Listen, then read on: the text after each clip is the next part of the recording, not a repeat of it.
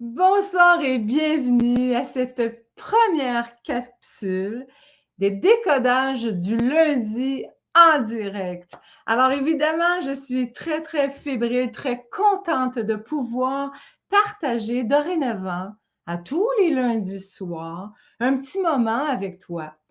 Une capsule d'une trentaine de minutes tout simplement pour parler du sens de mes maladies, du sens des malaises, du sens finalement qu'on peut peut-être mettre en évidence lorsqu'on a une difficulté de santé. Alors, évidemment, la première chose que je vais faire, déjà, je vous vois vous présenter. Je suis très contente. Je vais d'abord me présenter. Peut-être que c'est la première fois qu'on se rencontre. Alors, moi, je m'appelle Martine Vaillancourt. Et dans la vie, je suis ostéopathe. Alors, depuis plus d'une quinzaine d'années maintenant, je fais ce boulot-là. Et c'est ce qui m'a amené, évidemment, à réaliser qu'au-delà des problématiques structurelles, mécaniques qu'on peut avoir, il y avait souvent derrière tout ça une origine plutôt émotive, plutôt psychologique. On voyait derrière les problématiques de santé en fait, des conflits, peut-être des problématiques existentielles qui se manifestaient derrière ça. Alors, c'est ce qui m'a amené, évidemment, à m'intéresser aux lois biologiques, à m'intéresser, évidemment, à tout le merveilleux monde, finalement, du sens de mes maladies. Alors là, je me suis présentée spontanément. Je vois qu'on a plein de gens déjà qui se sont branchés avec nous ce soir. Il y a Joanne Villemur qui est là. Je te souhaite la bienvenue. Joanne qui suit les ateliers Le sens de mes maladies. Alors, je suis vraiment contente de te voir. Il y a Carole Lemire, qui est une femme qui vient me voir souvent en consultation. Alors, écoute, je suis très contente que tu te connectes ce soir pour cette première capsule. Qui on a ce soir? On a Julie Baudin. Ah, ben, coudonc. Alors, j'ai vu Julie pas plus tard qu'aujourd'hui. Alors, c'est extraordinaire. Je vois qu'on a Sylvie Lavallée, qui est également une participante des ateliers. Sylvie qui fait, elle, pour sa part, les ateliers virtuels. Alors, il y a des ateliers en direct, puis les ateliers également virtuels. Et Sylvie fait partie de là. Il y a Caroline Martel, et elle me dit, c'est une première pour moi. Alors, écoute, c'est une première pour moi aussi de te parler via, évidemment, Facebook en direct. Alors, je te souhaite la bienvenue, Caroline. Je vois que Joanne Delorme est là. Il y a Ray Turgeon qui me font des salutations. Il y a Louise Savoie, Martine Roy, Denis Villemur qui est là. C'est extraordinaire. Marilyn Coulombe qui se joint à nous ce soir. Marilyn qui a fait les ateliers également, qui a fait le niveau 1, qui a fait le niveau 2 et qui a été un petit peu celle qui m'a poussé dans le dos, il faut bien le dire, en me disant, écoute, tu devrais faire ça, tu devrais partager avec des petites capsules, et c'est ce qu'on va faire. Donc, partager la compréhension qu'on peut avoir quand on vit une problématique de santé. OK? Alors, moi, ce que je souhaite faire, évidemment, c'est d'y aller de façon assez, comment je te dirais bien ça? Je ne vais pas t'expliquer toutes les lois biologiques. Ce n'est pas l'intention de ces capsules-là, parce que ça va être relativement court. Hein? Je vais te jaser de ça peut-être 20 minutes, une demi-heure, 40 minutes, là, si vraiment, là, on débat. Mais je veux simplement un peu t'initier. Hein, il y a des gens qui, effectivement, ont déjà fait les ateliers, mais il y en a pour qui c'est un peu nouveau. C'est un peu une façon peut-être différente de voir les choses. Alors, pour moi, ces capsules-là de décodage du lundi soir, ce sera que des survols, que des amorces, que des petites indications pour te permettre de peut-être commencer à voir ta problématique de santé, ton malaise, ta maladie avec un regard différent. Moi, quand je fais mes consultations comme ostéopathe, souvent les gens commencent à me connaître, hein, puis ils me disent, ça veut dire quoi selon toi? C'est quoi le sens de, par exemple, de ma vessie hyperactive? Hein? Alors, à ce moment-là, au-delà du traitement que je vais donner à cette personne-là, je l'amène à avoir un regard sur le sens biologique. Et là, ce soir, justement, c'est notre sujet. On va visiter, on va faire le tour un peu du sens biologique de la vessie hyperactive et également des infections urinaires. Alors, avant de commencer, je suis obligée là, de saluer encore plein d'autres gens parce que franchement, je suis très étonnée pour une première. Vous êtes déjà 34 en direct. Moi, je m'attendais à 10 personnes. Alors, je suis vraiment contente. Il y a Daniel Boisvert qui est là, Sonia Baudouin, Sonia Boucher, il y a Manon Gaudreau, il y a Gisèle Simard qui est là, Sylvie Gauthier. Évidemment, là, pour l'instant, c'est que des bonsoirs. Si vous avez des commentaires, hein, tout au long, évidemment, de la capsule, ben, lâchez-vous lousse. Donc, je ne pourrais peut-être pas répondre spontanément à toutes les questions, ça va de soi, mais on peut avoir une interaction. Puis avant de commencer le décodage de la soirée, j'aimerais vous dire que j'ai un complice. OK? Pour ceux qui me connaissent un peu, moi, je travaille avec un homme extraordinaire. Ça se trouve être mon mari, by the way, et c'est José. Alors, José, c'est un peu comme le modérateur, ou en fait, c'est celui qui me supporte, qui m'aide. Peut-être que tu pourrais te présenter. José, tu es là? Bonsoir tout le monde. Je salue spécialement Denis. On est tout seul de gars, moi et lui. Denis Villemur et toi. Oh, mais les hommes, ils vont se joindre à nous bientôt. Il faut leur laisser le temps, José. Alors, c'est fun, hein? oui, collègue, bonne première soirée, Martine, puis bienvenue tout le monde. Content de vous voir. Merci déjà pour tout ce que tu fais pour me permettre de vivre ça parce que les gens qui me connaissent, bon, moi, puis la technologie, bon, c'est pas mon dada, mais en fait, je commence à m'habituer. Je commence à trouver mon aisance. On fait maintenant, depuis un peu plus d'un an, les ateliers en direct sur Zoom. Alors là, je commence à m'habituer. On a fait aussi dans le passé quelques webinaires sur Zoom. Alors, c'est des soirées d'introduction que je fais. Alors, cette première, ce soir, on part ça. Donc, avec le sens biologique de ce que c'est que la vessie hyperactive. Alors, si tu ne connais pas les lois biologiques, il faut que tu saches que fondamentalement, il y a comme une première loi qui dit que la maladie ou les malaises, c'est la réponse biologique à un conflit, à une problématique de vie, à un traumatisme, évidemment, à un drame, à une surstress, si tu veux. OK? Donc, ça, c'est la première chose. Alors, donc, souvent, je vais utiliser le terme un conflit. Le conflit, c'est, OK? Donc, on va essayer d'identifier quels sont les conflits, finalement, qui déclenchent, ni plus ni moins, la vessie hyperactive. Donc, ça, c'est une première chose. Deuxième chose que je voudrais que tu saches, que tu aies un peu les outils et comprendre un peu le vocabulaire, c'est qu'à chaque fois qu'on va faire un décodage, on va d'abord s'interroger sur quelle est la fonction de cet organe-là. OK? Et ça va nous permettre d'avoir un décodage en cohérence parce que le conflit est en cohérence avec, finalement, l'organe, la fonction de l'organe. Ça va beaucoup, beaucoup nous aider à préciser la nature du conflit, les nuances, les tonalités conflictuelles qu'il peut y avoir. OK? Donc, allons-y spontanément. Et je vois encore plein de gens qui arrivent. On est déjà rendu 36. Je suis très, très contente de ça. Je suis honorée vraiment. Il y a Daniel Gagnon qui est là. Il y a Nouara qui vient d'arriver. Il y a Farida également qui est là. Alors, je vous salue, mesdames. Alors, donc, on y va avec le décodage de la vessie. Donc, à quoi ça sert une vessie? Ah, fondamentalement, on va dire, bon, ben, faire pipi, oui.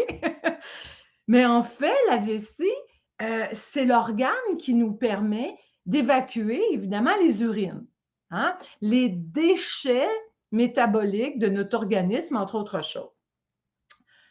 Il faut bien comprendre que nous sommes des mammifères. Hein? Ça a beau faire 350 millions d'années qu'évidemment les premiers mammifères se sont présentés, mais nous avons, nous les êtres humains, encore les mémoires archaïques qui sont programmés dans notre cerveau. Donc, quand je vis un conflit qui concerne le territoire, tu sais à quel point hein, que pour les mammifères, c'est important le territoire. Mais quand je vis un conflit dans lequel je me sens envahi dans mon territoire, eh bien, c'est la vessie qui va être interpellée.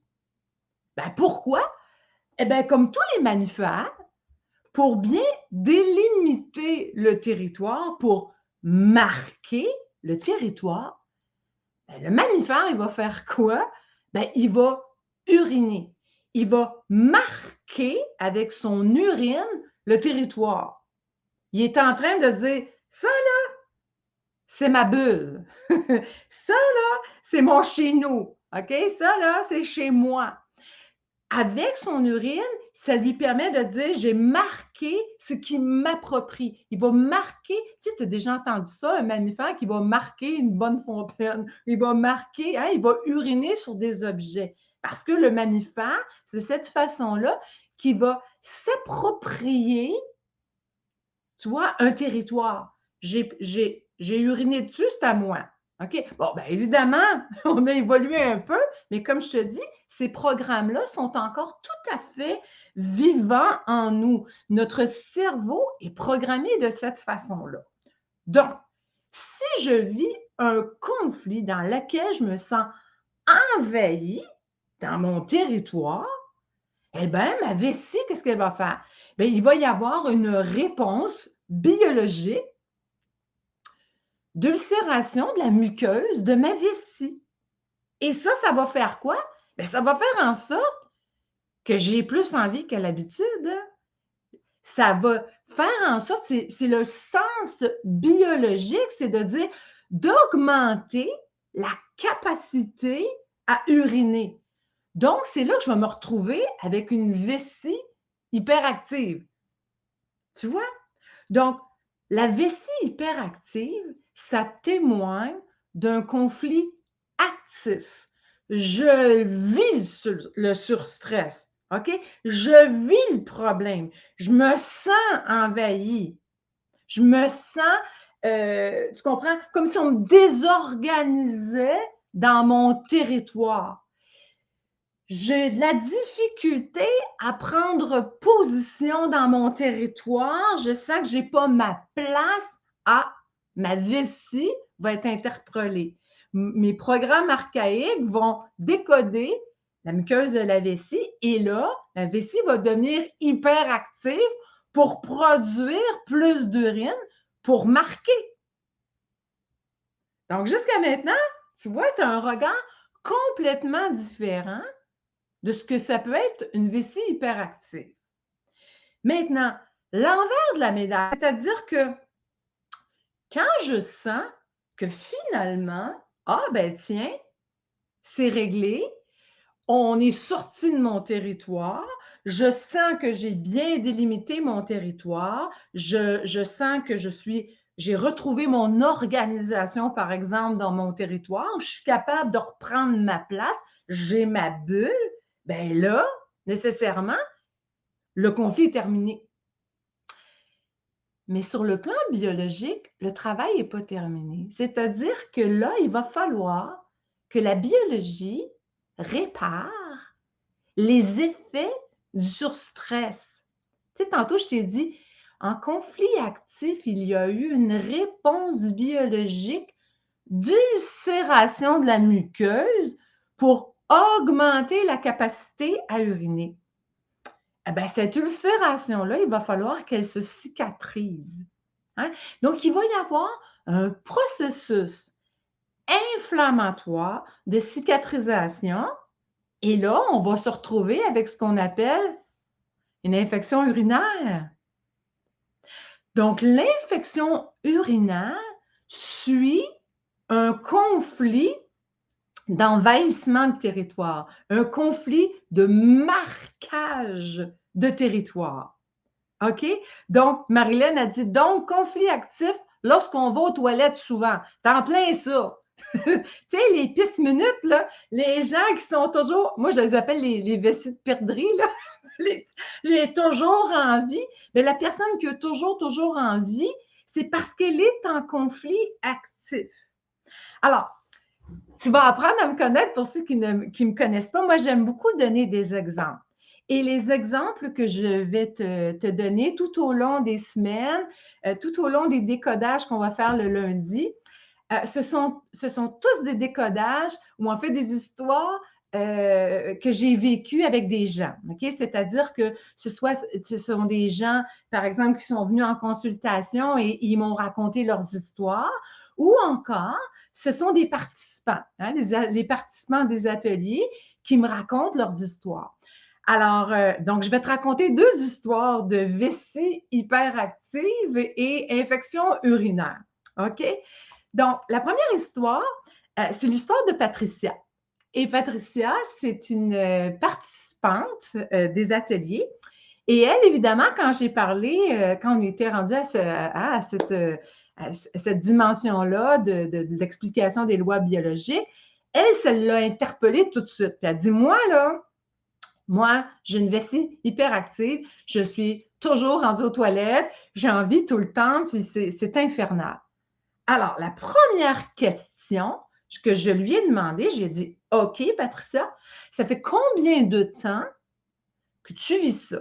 Depuis quand es-tu capable de déterminer depuis quand tu as une vessie hyperactive?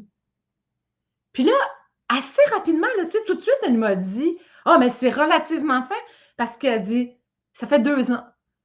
Puis elle dit, je dirais même que c'est depuis qu'au bureau, le patron a pris la décision de réorganiser la logistique des bureaux. Fait que je lui demande, OK, ça a-tu fait ton affaire, ça? Ben, elle dit pas pantoute.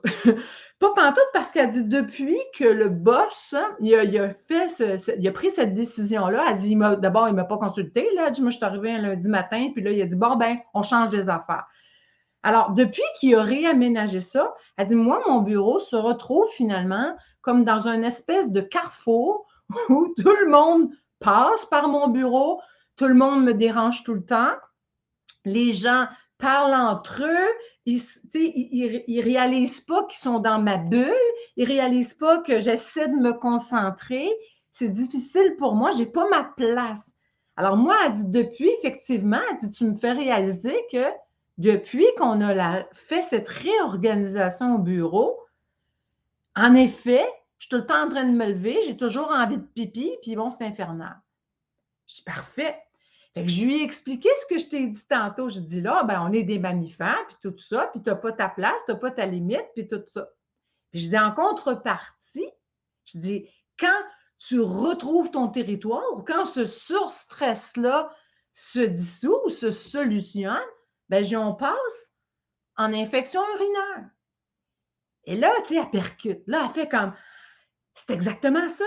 Parce qu'elle dit, c'est vrai que je vais faire occasionnellement des infections urinaires, mais elle dit presque à tout coup, c'est immanquable à mes vacances. À chaque fois que c'est mes vacances, ben ça y est, Christy, on dirait que je me starte une infection urinaire.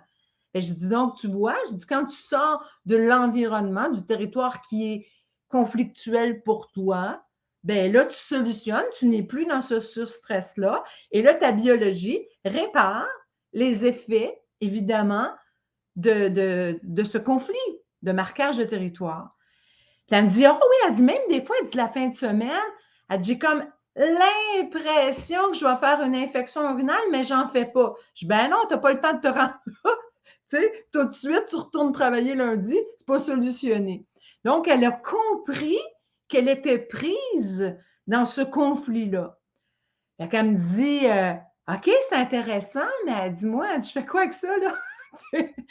J'ai compris, c'est beau, mais comment je fais pour me sortir de là? Et puis, je lui ai dit, ben, fondamentalement, je dis, il faut que tu solutionnes le problème. Donc, je dis, ton patron, je dis, est-ce que ça peut être envisageable pour toi que tu aies le voir et puis que tu lui dises, écoute, là, Moi, ça fait 2 ans qu'on a fait cette réorganisation-là et pour moi, j'en ai jamais parlé, mais c'est infernal. J'ai peur de faire des erreurs, je suis constamment dérangée, ça me crée un surstress énorme et c'est certainement pas avantageux pour l'organisation et certainement pas avantageux pour moi. OK? Donc, y a-tu moyen de penser à faire les choses autrement? Puis évidemment, elle est arrivée là, Patricia, avec, elle était convaincue. Tu comprends? Elle était convaincue, puis elle disait, ah oui, en effet, ça faisait du sens. Tu sais, des fois, on est convaincu, convaincante, là. Bien évidemment, c'est ça qui lui est arrivé. Donc, à partir de là, le patron a dit, bien certainement, on va trouver une solution à la problématique. Puis au bout de la semaine, la problématique s'est résolue. Et puis, enfin, on a changé son bureau de place. Et puis, ça a été terminé. Tu comprends? Donc, cette espèce de cycle de vessie hyperactive et d'infection urinaire qui se présentait occasionnellement, ben, a cessé. Et là, je vois dans les commentaires, il y a Farida qui dit « Je ne fais pas d'infection urinaire. » Ah, OK, c'est bon, gars, José le met à l'écran. Hey, c'est le fun, la technologie. Donc, je ne fais pas d'infection urinaire. Pourtant, je passe souvent aux toilettes. Puis, tu sais, elle nous fait un petit bonhomme en se disant qu'est-ce que ça veut dire? Bien, ce qu'on peut présumer là, que ça veut dire, c'est que tu ne fais pas d'infection urinaire parce que fort probablement, tu ne solutionnes pas ce surstress. C'est-à-dire que tu es un peu prise, si on peut dire, dans cette façon de vivre ou dans cette situation dans laquelle tu ressens que tu es envahi dans ton territoire, que tu comprends que tu te sens désorganisé, que tu n'as pas de bulle. OK? Caroline Martel a dit « Je fais une infection urinaire à tous les 2 mois. » Alors ça, c'est intéressant. Qu'est-ce qui se passe à tous les 2 mois? À tous les 2 mois, essaie de penser, qu'est-ce que je solutionne avec ce conflit-là, hein, sur le fait que je retrouve mon territoire, je retrouve ma bulle, je retrouve mon intimité, tu vois? Donc, il semble y avoir ce qu'on appelle un rail, c'est-à-dire qu'il y a quelque chose hein, qui est comme un rappel automatique qui te remet là-dedans. Alors, évidemment, c'est un petit décodage de surface, on ne pourra pas aller en profondeur, mais ça te donne quand même une idée, OK? Comment ça fonctionne? Quelle heure il est? Hey, j'en reviens pas, là, il est déjà 24. J'avais parlé de 30 minutes, alors je vais essayer de respecter ça. Je vais te raconter une autre histoire. Et ça, c'est l'histoire de Julie. OK? Julie, puis elle le sait, je lui ai dit, ah, je vais parler de ton affaire ce soir. Et elle est au courant. Alors, Julie, elle est venue me voir à un moment donné et elle m'a souligné le fait qu'effectivement, elle avait une vessie hyperactive. Puis elle était souvent là-dedans. Des fois, ça allait bien, des fois, ça allait pas. Bon. Mais elle dit, dans les derniers temps, fait que Julie a dit, c'est moi ça, ouais, c'est ça, c'est toi ça. Donc, je lui pose la question, je dis, depuis quand c'est pire? Hein? Depuis quand tu trouves que c'est plus difficile? Ben, elle dit, écoute, d'abord et avant tout, à la maison, elle dit, moi, à cette époque-là, sa fille était encore, elle vivait encore à la maison, puis elle dit, ma fille est bordélique, tu sais, ça traîne partout. Bon, et pour elle se sentait désorganisée, hein, perpétuellement dans son territoire, dans sa bulle. Évidemment, ça causait du surstress. Tu es obligé de chicaner sa fille, puis là, ramasse-toi, puis tata. Tu comprends? Ça créait un surstress. Mais il est arrivé quelque chose d'un peu plus pointu qui est venu ajouter, qui est venu, je dirais, augmenter l'intensité du conflit. Et c'est le fait quand elle a commencé à fréquenter un homme, et cet homme-là était plutôt porté à vouloir rester chez lui. C'est-à-dire que lui, s'en aller chez Julie, ça ne l'intéressait pas trop. Donc, c'est Julie qui, elle, partait, là, puis allait passer les fins de semaine chez lui, puis tout ça. Tu comprends? Et pour toutes sortes de raisons, cet homme-là il lui témoignait pas tant que ça d'engagement. C'est-à-dire qu'elle avait toujours l'impression de sentir que elle n'était pas tout à fait chez elle. C'est comme si elle n'arrivait pas à prendre sa place ou à trouver sa place chez son nouveau chum. Alors, il avait beau la rassurer, puis dire, ben oui, tu sais, prends ce bureau-là, puis ce bout de garde-robe-là, puis mets tes affaires. Mais tu sais, dans son ressenti, elle avait vraiment l'impression qu'elle n'était pas tout à fait chez elle. Tu comprends? Elle n'avait pas sa bulle. Et donc, quand elle passait du temps chez son chum, ben c'était pire. Sa vessie hyperactive se manifestait beaucoup plus. C'était une vraie pisse-minute. Elle dit, je me lève, je ne sais pas combien de fois dans la nuit pour aller faire pipi. Hein? Parce que ça était en surstress. Elle était en conflit actif. Alors, là, cette situation-là, cette relation-là, c'est terminé. Elle ne vit plus cette situation-là.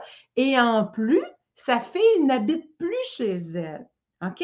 Donc, ça lui arrive occasionnellement. C'est totalement raison, c'est incroyable. Tu vois, Julie, elle répond ça parce que c'est ça qu'elle a vécu. Elle a dit, c'est exactement ça. Donc, cette vessie hyperactive-là s'est calmée parce qu'elle ne se fait plus désorganiser à la maison par sa fille. Puis cette relation-là, dans laquelle elle n'avait pas tu comprends, sa place, ben c'est plus là. J'ai une question de la part de Lynn Delorme. José, si tu peux peut-être, oui, super. Elle dit, pourquoi c'est la nuit que la vessie est plus active? Mais dans la réalité, Lynn, c'est pas toujours plus la nuit que la vessie hyperactive. C'est vrai que c'est possible, mais ce n'est pas toujours le cas. Mais il y a quand même une tonalité conflictuelle qui concerne la vessie la nuit. OK? Donc, il faut bien comprendre que notre lit, c'est l'espace, c'est le nid le plus fondamental pour nous, les êtres humains, les mammifères, tu comprends, c'est là qu'on va se réfugier. Hein? Il n'y a rien de plus intime finalement que notre lit. Alors, pour toutes sortes de raisons, si par exemple, on a vécu des situations dans notre vie où on avait peur la nuit, où on ne se sentait pas en sécurité dans notre lit, ou toutes sortes de raisons, ben ça fait en sorte, tu sais, on a un mari qui ronfle. Celle-là, je l'ai vue en consultation. Donc, cette femme-là se levait plusieurs fois la nuit parce qu'elle se faisait déranger par son mari. Il prend toute la place, il tire les couverts, il ronfle. Tu sais comment est-ce que c'est? Bon, alors, ça, c'est de l'envahissement dans le territoire. Hein? C'est « j'ai pas ma bulle, j'arrive pas à me sentir apaisée dans ma propre bulle. » OK? Qu'est-ce que je vois? Moi, j'en ai parlé à mon médecin, il m'a prescrit un médicament, je ne cours plus aux toilettes. Bien, évidemment, il va y avoir certaines médications qui vont te permettre de gérer ça, puis c'est tant mieux si ça t'aide. Et moi, comme je dis toujours aux gens, tu sais, le fait de faire du décodage biologique, c'est un outil supplémentaire, c'est vraiment une vision complémentaire pour te permettre d'avoir José, il met un truc justement. Bon, tu sais, ça te permet d'avoir une vision plus élargie. Alors, jamais, moi, je vais dire aux gens de prendre ou de ne pas prendre de médicaments. Chacun doit faire selon sa conscience et sa compréhension. Donc, moi, je n'ai pas de jugement défavorable ou favorable, OK? Moi, le rôle ou en fait l'intention que j'ai à travers ces capsules-là, c'est de donner une complémentarité, un regard peut-être un peu plus élargi pour comprendre qu'il y a un sens derrière certains de nos malaises. Alors voilà. Alors, c'était notre première capsule. Pour les gens qui me connaissent, j'aime bien respecter le temps qu'on s'est donné. Je vais tenter à chaque semaine, évidemment, de cadrer ça dans une petite demi-heure.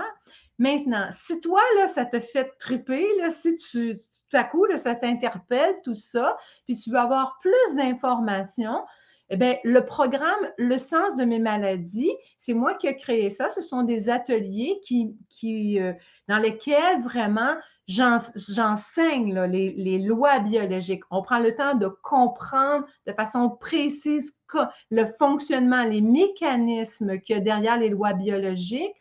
On apprend l'art du décodage. Et évidemment, quand on fait ces ateliers-là, ben, c'est un élan de cheminement, c'est un moment où on s'accorde pour véritablement entrer, je te dirais, en contact avec soi-même et aller plus loin finalement dans notre élévation, dans notre croissance personnelle. Donc, si ça t'intéresse, tu vas sur Internet, hein, le sens de mes maladies.com. Alors, c'est simple comme ça. Tu vas voir, il y a un site Internet, toutes les informations sont là. S'il y a quoi que ce soit, évidemment, il y a des coordonnées, tu peux nous contacter. Moi, je suis disponible là, pour répondre à tes questions s'il y a quoi que ce soit. Alors, Marilyn a dit, j'ai adoré suivre tes ateliers. J'ai compris beaucoup de mes conflits et j'en ai résolu plusieurs. Oui, parce que si vous connaissez Marilyn, vous savez hein, qu'elle, quand elle s'implique dans quelque chose, elle y va à fond. Puis, honnêtement, ce que je vois, c'est beaucoup, beaucoup, effectivement, de gens, quand ils font ce saut-là, quand ils décident, ça leur permet évidemment d'évoluer sur toutes sortes de dimensions. Ça leur permet surtout de reprendre du pouvoir sur leur vie, de sentir, tu sais, que, bon, je ne suis pas juste une victime d'une problématique ou c'est pas juste de la malchance. En fait, il y a un sens biologique à ce malaise ou à cette maladie. Alors, sur ce, ben écoute, je suis très contente que tu aies choisi de te connecter. Donc, sache que dorénavant, à tous les lundis, 20h, il y aura une petite capsule. Et la semaine prochaine, je pense que je vais te parler de problématiques de mal de dos. Ah, c'est-tu le mal du siècle, ça, le mal de dos? Alors, c'est mon intention, c'est ma proposition. Alors, on se revoit la semaine prochaine.